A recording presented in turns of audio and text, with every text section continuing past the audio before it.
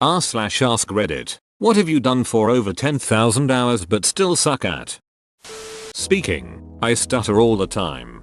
I don't stutter, but at random moments, my speech just comes out as gibberish for some reason. I actually had that problem pre-diagnosis for severe anxiety. My trouble was that my mind was racing and my mouth couldn't keep up. I would have a new thought mid-word. It was extremely frustrating. Once I was able to get my anxiety under some control, I found my mind slowed down as well. I definitely have anxiety, and one thing I've always noticed is that there are certain words that I think I'll mess up trying to say, and once I have that thought in my mind I physically won't be able to say them without screwing them up. For example, the word deductible. I can sit here right now and say it fine, but trying to say it in front of other people in a sentence and I stutter the shit out of it. Sleep. Must agree. Argue. It's my job. I hate arguing. What do you do? I'm a litigator in disputes. Handwriting. My math teacher recently mistook a 7 for an 8. My math teacher recently mistook a 7 for an 18. Talking without messing up at least once in a sentence. This is me anytime I try to share a joke I like. Yep, it's like anywhere else I can talk normally, but the second I try to be funny or do spur of the moment stuff I turn into a toddler. Dressing appropriately for the weather outside. It's not that difficult. Rainbows, basketball shorts and a hoodie. Works year round. If it's rainy, just run to your car faster. If it's snowing, just walk slower so you don't slip. As someone in Houston TX, this year round hoodie comment is making me sweat just by reading it. Education. I went through about 20 years of education and I still suck at learning anything. School doesn't teach you how to learn. They just teach. I learned how to learn in college by chance because this one teacher cared to help us find our learning styles and how to use that knowledge to learn. Studying. I have 3 degrees, but within 5 minutes of studying my brain still revolts and decides Netflix would be a much better plan. Can relate. Not on the number of degrees. Just about the revolting brain. Breathing. I can do it fine for weeks on end and then somehow I randomly seem to choke a bit while doing nothing out of the ordinary. Just sitting at work and thinking. Or something as daft as that. Just a small choky episode of course, and I find it quite funny to think that I cannot do breathing flawlessly. Goddamn it, now I'm manually breathing.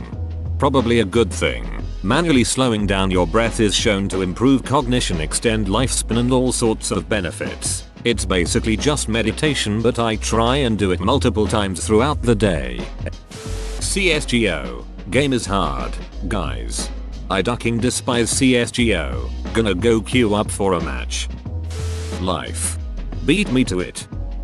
I went to theater school and did compulsory free dance classes for 1.5 hours every morning.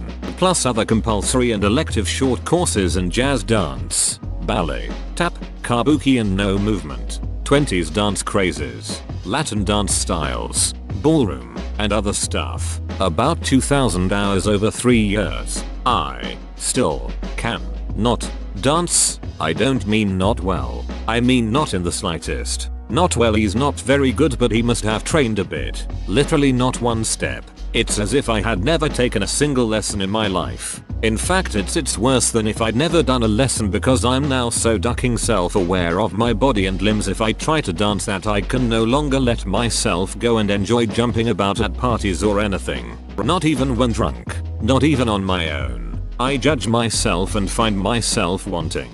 It ducking sucks. I think you somehow have looped back around to impressive. I have literally no idea how you can't dance at all. See, I need glasses. The clear visioned are keeping us down by making us pay to see the world, as if it's a privilege and not a right. You are absolutely right. It's insane how much prescription lenses cost. Gaming. Being a gamer doesn't mean being a good one.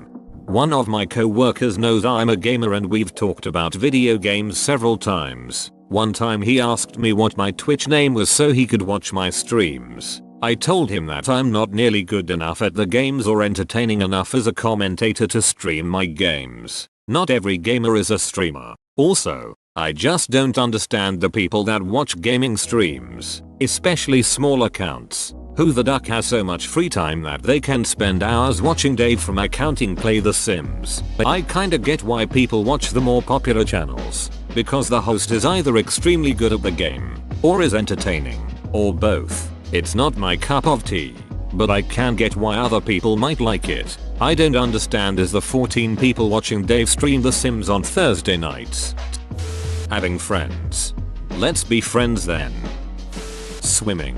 I'm on my high school swim team and have been swimming for years and my times are still terrible. I practice 2 hours every Monday Friday. I do however have Ehlers-Danlos syndrome which makes my joints super loosened and stable. So that's what I think makes me slower than my peers. Urark. I have a couple of friends with EDS, and it is extraordinary how much it affects them. What you're doing is pretty impressive. Guitar. Exceedingly mediocre is how I put it. I never practiced fundamentals and wonder why I stagnated. Cook the right amount of pasta. Brushing my teeth. If I ever manage not to get toothpaste everywhere, it'll be a day of celebrations.